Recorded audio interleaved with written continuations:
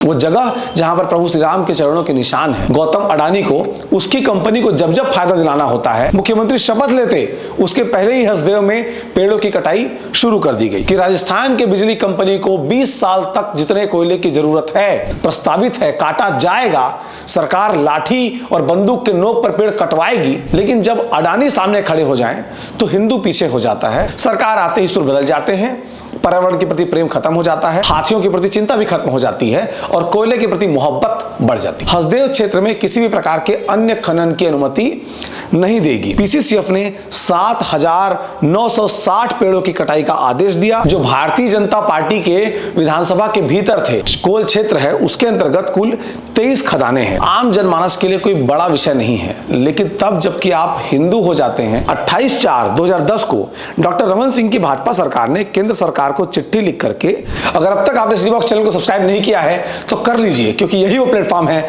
जहां पर आपको जल, जंगल, जमीन की आवाज भी देखने और सुनने को मिलेगी। जोहार।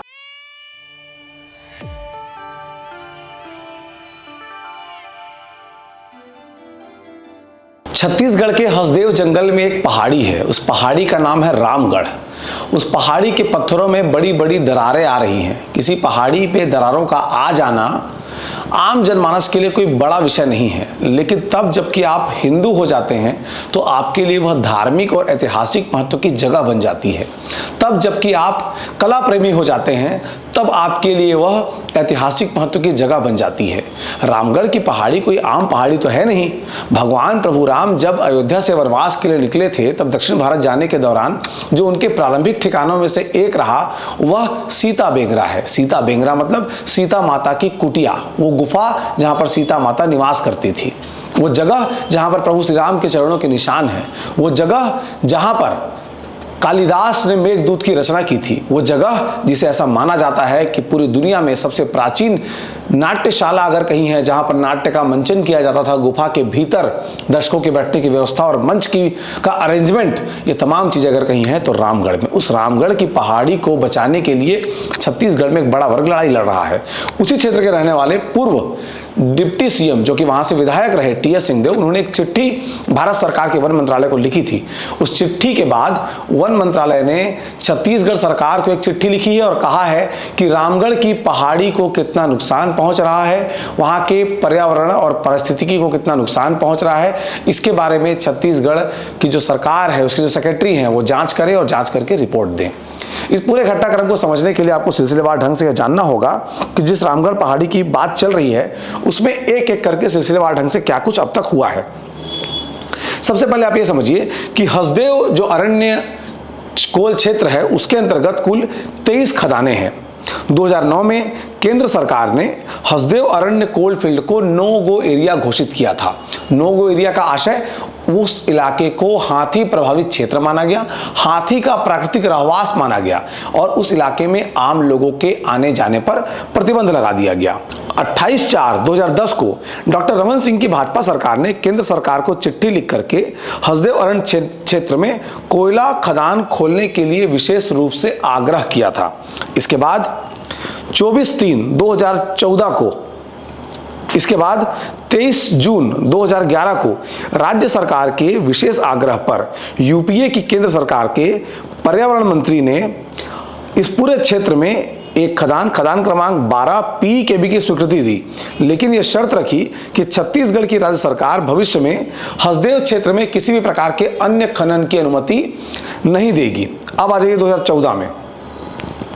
24 मार्च 2014 को माननीय नेशनल ग्रीन ट्रिब्यूनल, यानी जिसे हम एनजीटी के नाम से जानते हैं, इसका मुख्यालय भोपाल में है, जो कि पर्यावरणीय मामलों की सुनवाई करने के लिए एक विशेष कोर्ट है, उसको एनजीटी के नाम से जाना जाता है।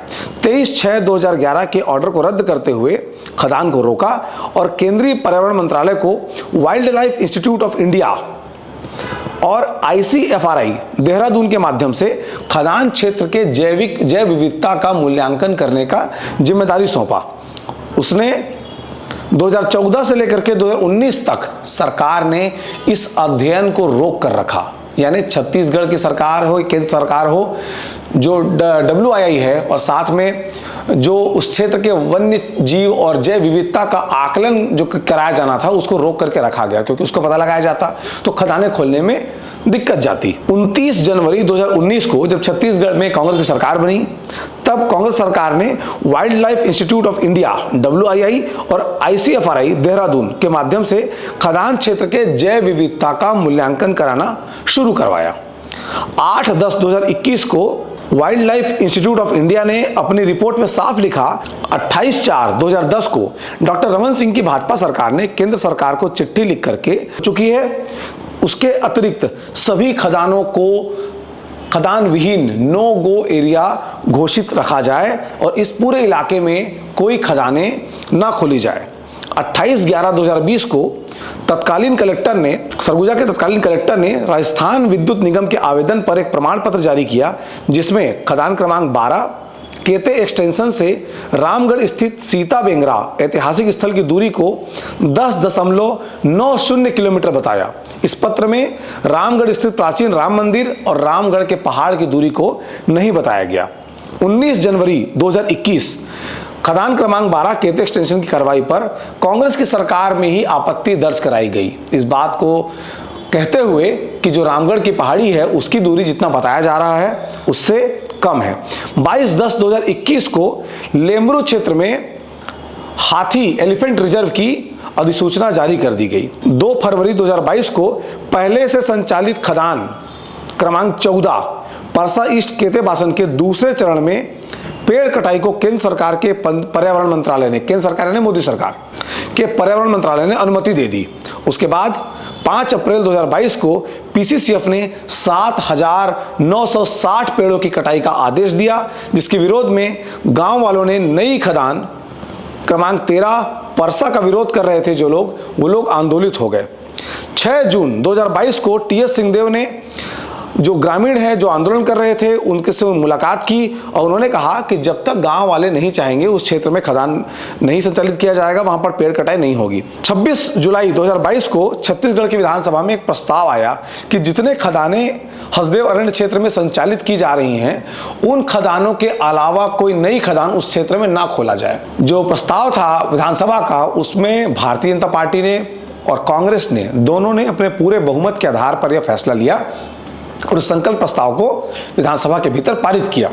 इस प्रस्ताव को सहमति देने वालों में कि वहां पर खदान ना खुले, उसमें शिवरतन शर्मा भी शामिल थे, जो इन दिनों रामगढ़ की पहाड़ी को कोई नुकसान नहीं होगा और वहां पर खदान खोला जाए कह रहे हैं, वो भी उस प्रस्ताव में शामिल थे, जो आज उसके समर्थन में खड़े हैं। और तमाम वो विधायक जो भारतीय जनता पार्टी के विधानसभा के भीतर थे, जिसमें रमन सिंह भी शामिल हैं, बृजमोहन अग्रवाल भी शामिल हैं, अजय चंद्राकर भी शामिल हैं, ये तमाम लोगों ने उस प्रस्ताव का समर्थन किया था, जिसमें यह कहा गया था कि जो खदानें पहले से चल रही हैं हसदेव में, उसके अलावा नई खदान नहीं खोली जानी चाहिए। लेकिन सरकार आते ही सुर बदल जाते हैं, पर्यावरण के प्रति प्रेम खत्म हो जाता है, हाथियों के प्रति चिंता भी खत्म हो जाती है और कोयले के प्रति मोहब्बत बढ़ जाती है। 16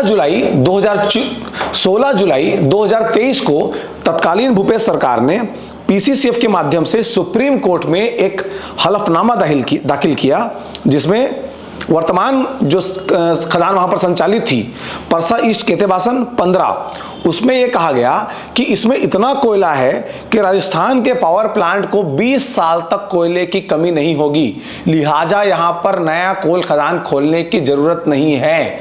यह शपथ पत्र छत्तीसगढ़ सरकार की ओर से PCCF ने सुप्रीम कोर्ट को दिया था। यानी सरकार ये जानती थी कि राजस्थान के बिजली कंपनी को 20 साल तक जितने कोयले की जरूरत है उतना कोयला पहले से संचालित खदान में है, इस बात को सरकार मानती थी। जैसे ही छत्तीसगढ़ में सरकार बदली और मुख्यमंत्री विष्णुदेव साय की सरकार आई, 3/12/2023 यानी कि शपथ ग्रहण नहीं हो पाया था मुख्यमंत्री का, भाजपा की सरकार बन गई है यह तय हुआ था। उस समय 15,000 पेड़ों की कटाई अचानक से शुरू कर दिया गया। तब यह कहा गया कि भाई पहले वन मंत्री बन जाने दीजिए, मुख्यमंत्री बन जाने दीजिए, उसके बाद पेड़ कटाई शुरू कीजिएगा। लेकिन मुख्यमंत्री शपथ लेते उसके पहले ही हसदेव में पेड़ों की कटाई शुरू कर दी गई। 2 अगस्त 2024 को नई खदान केते एक्सटेंशन के लिए केंद्र सरकार द्वारा जनसुनवाई कराई गई, जिसमें 1500 से अधिक लोगों ने खड़े होकर के अपनी आपत्ति दर्ज कराई कि वहां पर उनको खदान नहीं चाहिए, वहां के पर्यावरण को इससे गहरा नुकसान पहुंच रहा है। 26 जून 2025 को नई खदान क्रमांक 12 केते एक्सटेंशन वन भूमि डायवर्सन के लिए सरगुजा के वन मंडल अधिकारी स्थल निरीक्षण करते हुए उन्होंने प्रतिवेदन प्रस्तुत किया, जिसमें खदान के 10 वर्ग किलोमीटर के अंतर्गत रामगढ़ स्थित श्री राम सीता के मंदिर को शामिल नहीं किया गया और वर्तमान में संचालित खदान क्रमांक 14 के विस्फोट के कारण रामगढ़ के पहाड़ी में जो बड़े बड़े शिलाएं रखी हैं, जो बड़े बड़े पत्थर हैं, उनमें दरारें आ रही हैं। इसके बावजूद मौजूदा सरकार वहां पर खनन की अनुमति दे रही है। वहां के जो विधायक गए हुए थे उन लोगों ने अलग अलग तर्क गढ़े हैं, पानी गिरता है, मिट्टी भसक जाता है, पत्थर गिरेगा ही। इनका जो हिंदू प्रेम है ये समय समय पर जागता है, लेकिन जब अडानी सामने खड़े हो जाएं तो हिंदू पीछे हो जाता है और अडानी को फायदा दिलाना भारतीय जनता पार्टी की सरकार और उनके विधायकों की प्राथमिकता और प्राथमिक कर्तव्य बन जाता है।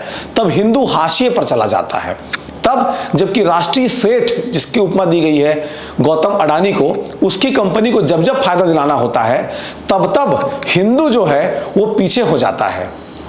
जिस हसदेव अरण्य क्षेत्र में जंगल काटा जा रहा है, जिस हसदेव अरण्य क्षेत्र में बड़े पैमाने पर छोटे बड़े पौधों को और पेड़ों को मिला लिया जाए तो 7.5 लाख से अधिक पेड़ जहां पर काटा जाना है, प्रस्तावित है, काटा जाएगा, सरकार लाठी और बंदूक के नोक पर पेड़ कटवाएगी। उस जंगल का एक हिस्से का पानी हसदेव नदी में आता है और एक हिस्से का पानी गंगा नदी में जाता है। वहां पर इनका हिंदुत्व मर जाता है, वहां पर ये हिंदू नहीं रहते हैं। तो छत्तीसगढ़ में इच्छाधारी हिंदू भी हैं, जो अडानी अगर सामने ना हो तो हिंदू होते हैं और अडानी सामने हो तो फिर वो इच्छाधारी रूप से बदलकर कॉरपोरेट के गुलाम बन जाते हैं। उस समय वो हिंदू नहीं रह जाते। तो इन इच्छाधारी हिंदुओं को लेकर के आप क्या कहेंगे, कमेंट बॉक्स में अपनी राय जरूर रखिएगा। जोहार।